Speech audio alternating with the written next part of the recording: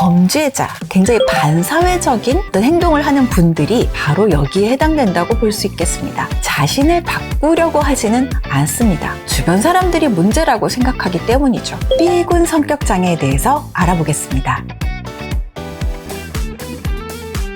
저는 한 광고회사에서 일하고 있는 평범한 여직원입니다. 우리 팀의 여성 과장님이 아주 특이합니다. 일단 메이크업이 화려하고 패션 센스가 좋아서 눈에 띄는데 튀는 행동도 많이 합니다. 어디서나 주인공이어야 하는데 조금이라도 관심 초점이 다른 직원한테 가면 갑자기 기분이 다운되고 화를 내기도 해요. 그 팀장님 옆에 있으면 너무 정신적으로 피로해지고 소위 말해서 기가 빨리는 느낌이에요. 지금 보내주신 사례의 경우는요, B군 성격장애 중에서 연극성 성격장애에 해당될 가능성이 있어 보입니다.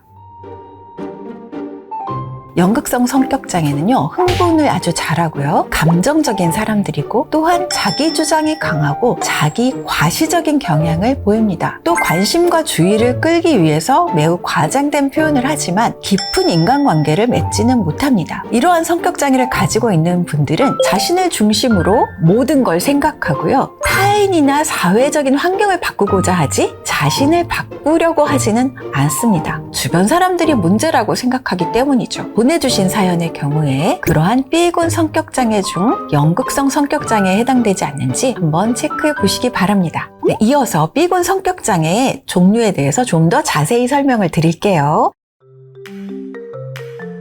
첫 번째, B군 성격장애에는요, 반사회성 성격장애라는 장애 유형이 있습니다. 범죄자, 또 굉장히 반사회적인 어떤 행동을 하는 분들이 바로 여기에 해당된다고 볼 수 있겠습니다. 매우 자기중심적이고 교묘하고요, 계속해서 규범과 법을 어기는 그런 행위를 하고요, 우리가 흔히 불안하거나 우울해야 할 상황에서 전혀 불안하거나 우울하지 않는 특성이 있습니다. 또한 남성의 경우에는요, 자해의 흉터를 몸에서 좀 발견할 수가 있습니다.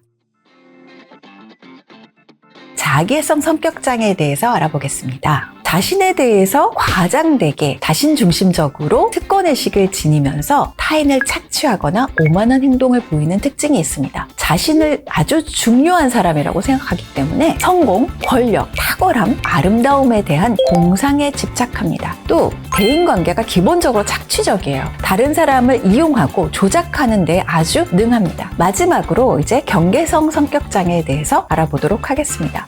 경계선 성격장애는요, 굉장히 강렬한 애정과 분노가 교차하는 그러한 특성을 보이는데요. 특히 관계에서 뜻대로 되지 않을 때 자살 시도, 자해 시도를 반복적으로 나타내는 경향이 있습니다. 기분 변화가 심하고요, 매우 공허감을 느끼고 부적절한 분노도 아주 심하게 느낄 수 있습니다. 전반적으로요, 이러한 성격장애를 지닌 분들은 본인이 문제라고 여기지 않기 때문에 치료에 쉽게 반응을 하지 않아요. 이것이 바로 문제인데요. 그래서 주변에서 이러한 이상심리를 발견하시게 되면 잘 설득해서 정신과 전문의의 진단과 치료를 꼭 받을 수 있도록 안내하시면 좋겠습니다. 기본적으로 이 영상은 주변인에게서 혼란을 당하지 않기 위해서 알려드리는 영상이라고 생각하시면 되겠습니다.